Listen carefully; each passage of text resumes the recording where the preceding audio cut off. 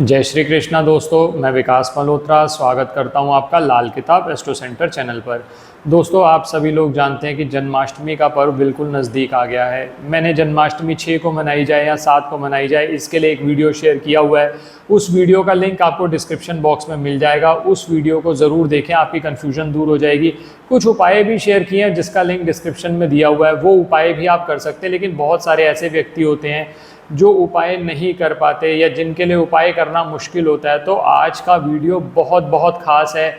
एक बहुत ही सिंपल उपाय लेकर आया हूँ। इस उपाय से ना सिर्फ आप एक अच्छा कार्य कर पाएंगे, आप अपने सभी प्लैनेट्स की ऊर्जा को बैलेंस कर सकते हैं। सभी प्लैनेट्स का आपको अच्छा फल मिल जाएगा। बहुत सिंपल उपाय है, आप अंत तक वीडियो ध्यान से सुने। ये उपाय आप ज़रूर करें। अब ये उपाय या तो 6 तारीख को कर लें या 7 तारीख को कर लें। आप चाहे जन्माष्टमी किसी भी दिन मना रहे हो, 6 या 7 में से आप किसी भी दिन ये उपाय कर सकते हैं।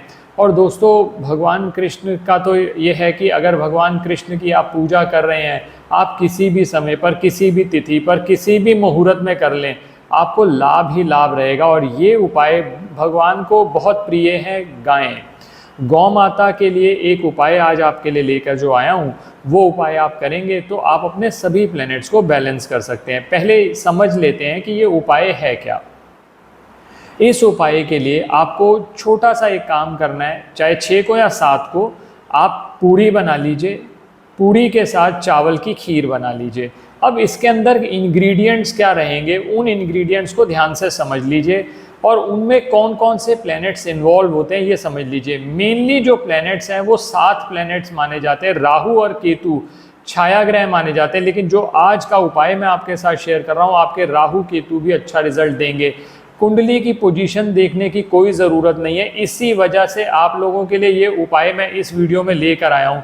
आप कोई भी व्यक्ति ये उपाय कर सकता है, इसका लाभ ही होगा, नुकसान नहीं होगा। बाकी वहमी लोगों का कोई इलाज नहीं है, उनको जितने मर्जी आप उपाय बता दो, उनसे उपाय होने ही नहीं है, क्योंकि उनके ग्रह इतने ज़्यादा खराब हो चुके हैं कि वो उनको कोई भी उपाय, सीधा साधा उपाय भी बताएंगे उसमें भी कमी निकाल लेंगे और वो उपाय नहीं करेंगे। तो उनको तो छोड़ दीजिए। जो समझदारी से उपाय करते हैं उनके लिए बहुत उपयुक्त अवसर है। अब करना क्या है, जैसे पूरी आप बना रहे हैं, पूरी के लिए सबसे पहले ये देखिए कि उसका इंग्रेडिएंट जो होता है वो होती है गेहूँ। गेहूं जो है वो सूर्य से संबंधित है। जब गेहूं को आपने ट्रांसफॉर्म कर दिया आटे की फॉर्म में, तो वो शुक्र बन गया।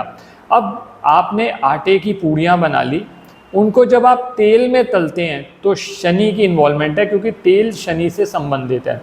अगर आपने देसी घी में या प्योर घी में, गाय के घी में बना ली, तो शुक्र की इन्वॉल्वमेंट हो गई। तो आपने पूड़ियाँ बना ली, क्वांटिटी की कोई लिमिट नहीं, आप अपनी लिमिट के हिसाब से देखें कि आप कितना पूड़ियाँ बनाना चाहते हैं, कितनी क्वांटिटी में बनाना चाहते हैं। अब करना क्या है, दूसरी जगह आपने खीर बनानी है चावल की।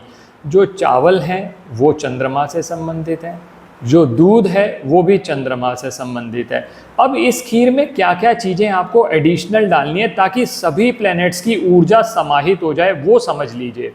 सबसे पहले तो इसके अंदर आपने डालना है केसर। जब आप खीर बनाएंगे तो इसमें केसर डालिए। केसर जो है वो बृहस्पति ग्रह से संबंधित है, तो बृहस्पति की ऊर्जा भी इसके अंदर आ गई। अब इसके अंदर 2 चीज़ें आप जरूर से डालेंगे। एक तो तुलसी का एक पत्ता। तुलसी जो है वो बुध से संबंधित है, तुलसी का एक पत्ता डाला। और एक इलायची ज़रूर डालिए। हरी इलायची की बात हो रही है, जो कि बुध से संबंधित है। तो बुध की ऊर्जा का समावेश हो गया। ऑब्वियस सी बात है, जब खीर बनाएंगे तो चीनी भी डाली जाएगी। जो मीठा है वो मंगल है, तो मंगल की ऊर्जा भी इसमें समाहित हो गई। अब इसमें डालिए ड्राई फ्रूट्स। जो ड्राई फ्रूट्स होते हैं वो शनि से संबंधित माने जाते हैं, तो शनि की ऊर्जा भी इसके अंदर आ गई। अब इसके बाद आपने इसमें करना क्या है, इसके अंदर एक लौंग डाल दीजिए। जो लौंग है वो सूर्य से संबंधित है। तो अब आप देखेंगे कि 7 के 7 जो प्लैनेट्स हैं उनकी ऊर्जा मैंने यहाँ पर समाहित कर दी। अब रह गया था इसके अंदर एक शुक्र। तो शुक्र के लिए आप गुलाब की पत्ती, छोटी सी गुलाब की पत्ती आप इसके अंदर डाल सकते हैं। नहीं तो वैसे तो हमने शुक्र की ऊर्जा जब हमने पूड़ियाँ बनाई आटे से, तो वहाँ पर हमने ले ली। तो इस तरह से 7 प्लैनेट्स को इन्वॉल्व करके हमने खीर बना ली। अब ये खीर बनाने के बाद आप सबसे पहले भगवान कृष्ण को भोग लगाइए।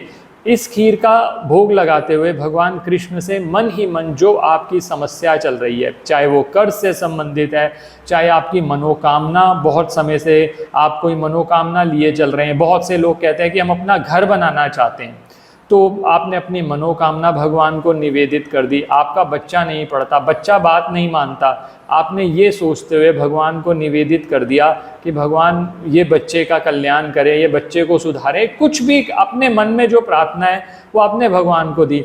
देखिए दोस्तों, अगर आपकी तरफ से समर्पण पूरा है तो भगवान तो आप पे कृपा करेंगे ही करेंगे। महाभारत में कथा आती है कि जहाँ पर भगवान दुर्योधन और अर्जुन दोनों को कहते हैं, अर्जुन को ऑप्शन पहले दी जाती है क्योंकि चरणों के पास बैठा था कि या तो मुझको ले लो जो कि निहत्था रहेगा, या नारायणी सेना को ले लो। तो अर्जुन ने भगवान को चुना था, वहीं पर युद्ध का निर्णय हो गया था, क्योंकि अंधी ताकत लेने का कोई फायदा नहीं। अगर भगवान साथ होंगे, धर्म साथ होगा तो जीत तो हमारी ही होगी। तो आपने पूरे समर्पण भाव से भगवान कृष्ण को याद करते हुए, उन आंसू आंखों में लेते हुए भगवान से निवेदित किया। उसके बाद ये जो आपने पूड़ियाँ और खीर बनाई थी, इसमें एक पार्ट तो आप ऐसा करेंगे, किसी भी गाय को खिला दीजिए। गाय को खिलाने का क्या मोटिव है? गाय में 33 कोटि देवी देवताओं का वास माना जाता है। और सबसे बड़ी बात, भगवान कृष्ण का जन्मदिन मना रहे हैं हम, भगवान कृष्ण को गायें बहुत प्रिय हैं। तो आपने गायों को ये पूड़ी और खीर ये आपने अर्पित कर दी, वो खा लेंगे तो आपका उपाय तो वहीं पर हो गया। अब बहुत से लोग कहते हैं कि हम तो गायों को हमारे लिए देना संभव नहीं है, हमारे घर के आसपास गौशाला नहीं है। तो दूसरा रास्ता ये बनता है कि अगर तो गौशाला है तो गौशाला में दे दीजिए। वैसे तो गौशाला में गायें होंगी, आप वहाँ भी खिला सकते हैं। आप कहते हैं वो भी नहीं है गौशाला भी, तो एक रास्ता ये बनता है कि आप ये जितनी पूड़ियाँ और आपने खीर बनाई है उसका एक भाग आप मंदिर में दे दीजिए। दोस्तों, ये बहुत ज़्यादा अच्छा ऑल्टरनेटिव नहीं है, पहले सुन लीजिए ध्यान से, क्योंकि सबसे बेस्ट ऑल्टरनेटिव तो है अपने हाथ से, चाहे घर का मुखिया जाकर खिलाए, कोई एक व्यक्ति खिलाए तो भी चलता है। आप गाय को जब खिलाएंगे उसका कोई सब्स्टिट्यूट नहीं है। लेकिन मेरा मोटिव ये है ऐसे वीडियो शेयर करने के पीछे कि आप चाहते ना चाहते कोई अच्छा कार्य अपने हाथ से शुरू करें। क्योंकि जो नेगेटिव लोग हैं ना, आप कभी भी देख लीजिएगा, उनको आप जो मर्जी बता दीजिए, वो उसमें से कोई ना कोई कमी निकाल देंगे। हमारे पास ये नहीं है, हमारे पास वो नहीं है। और आप ये भी देख लीजिएगा, जिस व्यक्ति की ये आदत होती है कि हर चीज़ में कमी निकालनी है, उसकी ज़िंदगी कमियों से भरी रहती है, हमेशा दुखी रहेगा। आपके सामने दुखी रहे ना रहे, आप पता चल जाएगा आपको वो हमेशा दुखी है। वो हमेशा उसके ज़िंदगी में दुख लिख दिया गया है, उसने खुद लिखा है वो दुख, तो उसका तो कुछ नहीं हो सकता। जिसने उपाय करना है वो कहीं ना कहीं से, हमारे साथ 25 साल हो गए मुझे ये सब कुछ करते हुए। पिछले 25 साल में ऐसे लोग जुड़े हुए हैं जिन्होंने छोटे से लेवल पे शुरू किया था और बहुत बड़े लेवल पे आज कितने उपाय करते हैं उनको खुद ही नहीं पता। इतना अच्छा कार्य करते हैं तो कहीं ना कहीं से वापस आ जाता है। तो दोस्तों, हमेशा पॉजिटिव रह के करिए काम। नेगेटिव तो देने वाले यूट्यूब पे भरे ही हुए हैं। 4 राशियां कंगाल हो जाएंगी जन्माष्टमी पे, 4 राशियां अरबपति हो जाएंगी, तो उनको सुन लीजिएगा कभी कभार, कभी हमारी भी सुन लीजिए, तो बेटर रहेगा ये उपाय कर लें। अब ये एक ऑल्टरनेटिव मैंने बता दिया आपको कि आप मंदिर में दे सकते हैं। एक कार्य तो ये होगा। मंदिर में, अब पूछते हैं लोग कि मंदिर में क्या करके आए, रख के आ जाएं। मंदिर में पंडित के हाथ में दे के आइए, उसको कुछ दक्षिणा दे के आइए, चरण छू के आशीर्वाद लीजिए। बृहस्पति का आशीर्वाद आप देखिएगा कहाँ से कहाँ पहुँच जाते हैं। गुरु कैसा भी हो, आप अपनी तरफ से अच्छा करने की कोशिश करिए। मैं ये नहीं कह रहा कि आप अपनी जायदाद लिख के उसके नाम पे दे दें। मैंने कहा सिर्फ पूड़ियाँ और खीर जो लेके जा रहे हैं आप वही दे रहे हैं। चरण छूकर आशीर्वाद लीजिए, जो आपके मन में आती है श्रद्धा आप वो उसको दक्षिणा दे दीजिए, तो आपका कहीं ना कहीं कल्याण होगा। भगवान की मदद कहीं ना कहीं आपको मिल जाएगी। तो ये एक कार्य तो ये करना है। अब एक भाग तो आपने यहाँ दे दिया, एक छोटा सा भाग और निकाल लीजिए। इस भाग को आप किसी भी कौवे को, जहाँ पर भी कौवा आपको मिल जाता है, अभी इस पे भी ऑल्टरनेटिव बताऊंगा, जल्दी में मत आइए। कई बहुत समझदार लोग मुझे समझाते हैं कि कौवे तो आजकल दिखते नहीं है, तो कोई बात नहीं, अभी बताता हूँ उसका ऑल्टरनेटिव। थम जाओ जरा, अब उस पर भी बात करेंगे। तो कौवा अगर मिल जाए तो आप वहाँ पर उसको खीर और पूड़ी जो आपने भोग लगाई है वो आप थोड़ी सी खिला दीजिए। फ़ायदा ये है, जो कौवा है वो शनि से संबंधित है।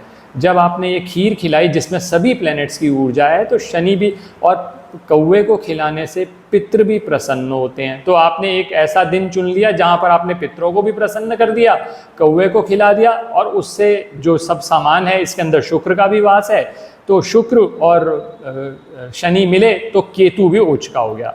अब उन लोगों के लिए जिनको कौवे मिलते ही नहीं है, वो कहते हैं हमारे यहाँ तो होते नहीं जी, हमारे पास टाइम नहीं है, हम नहीं जा सकते इधर उधर। कोई बात नहीं, बेस्ट तो ये रहता है कि आप स्पेसिफिक कंसल्टेशन लीजिए। उस केस में हम आपके प्लैनेट्स भी देख लेंगे और ये भी देख लेंगे कि आपको क्या उपाय सजेस्ट किया जा सकता है जो आप कर सकें। उस टाइम पे बात हो जाएगी। फिलहाल एक काम आप ये कर सकते हैं, अगर कौवे नहीं मिलते तो आसपास कोई मजदूर अगर काम करते हुए मिल जाए, तो जो ये पूड़ी आपने रखी थी उसकी थोड़ी सी क्वांटिटी बढ़ा दीजिए, उन मजदूरों को खिला दीजिए। मजदूरों को नहीं खिला सकते तो किसी गरीब व्यक्ति को दान दे दीजिए। पर्पस ये है कि भगवान के जन्मदिन पर आपने अपनी तरफ से कुछ निकाल दिया, तो ये उपाय हो जाएगा। अगर मजदूरों को खिलाते हैं, जो मजदूर हैं वो भी शनि से संबंधित है, तो वहाँ पर भी आपके प्लैनेट्स, शनिदेव अगर प्रसन्न हो गए दोस्तों, वैसे भी भगवान कृष्ण के भक्त हैं शनिदेव, तो अगर आप भगवान कृष्ण की भक्ति कर रहे हैं, शनिदेव को प्रसन्न कर रहे हैं, और शनिदेव 10th लॉर्ड हैं काल पुरुष की कुंडली के हिसाब से, शनिदेव प्रसन्न तो सब कुछ सही, क्योंकि शनिदेव अच्छे हो गए तो राहु और केतु दोनों अच्छे हो जाएंगे, क्योंकि राहु और Ketu basically are the agents of Saturn. तो ये ऐसे केसेस के अंदर अगर आप ये उपाय करेंगे तो इससे भी लाभ होगा। और दोस्तों सबसे बड़ी बात यह है कि भगवान को जब समर्पित करके आप कोई भी उपाय करते हैं, तो आप भगवान को ये निवेदन करते हैं कि मुझसे कोई त्रुटि भी हो जाती है तो मुझे क्षमा करिएगा। और भगवान को भी ये पता है आप अच्छे दिल से, अच्छे इंटेंशन से काम कर रहे हैं, तो आपका अच्छा ही होगा। जो आपको पॉजिटिविटी दे उसके साथ जुड़ें, जो पॉजिटिव चीज़ें, आपको पॉजिटिव वाइब्स जिस व्यक्ति के साथ आएँ वहाँ जुड़ें, तो उससे आपको ज़्यादा लाभ होगा। दोस्तों आशा करता हूँ वीडियो पसंद आया होगा। वीडियो ज़्यादा से ज़्यादा लोगों से शेयर करने की कोशिश करिएगा, क्योंकि ये एक ऐसा उपाय है जो सभी लोग कर सकते हैं। बहुत ज़्यादा मैंने कहीं पर प्लैनेट्स के कॉम्बिनेशन की बात नहीं करी यहाँ पर। यहाँ सिर्फ बात यह है कि आप इंटेंशन क्या रखते हैं, कि आप जन्माष्टमी मना रहे हैं, भगवान के जन्मदिन की खुशी मना रहे हैं, और आप अपनी तरफ से जो ज़्यादा से ज़्यादा कर सकते हैं वो कर रहे हैं। धन्यवाद दोस्तों, आपको जन्माष्टमी की बहुत बहुत शुभकामनाएं। जय श्री कृष्ण।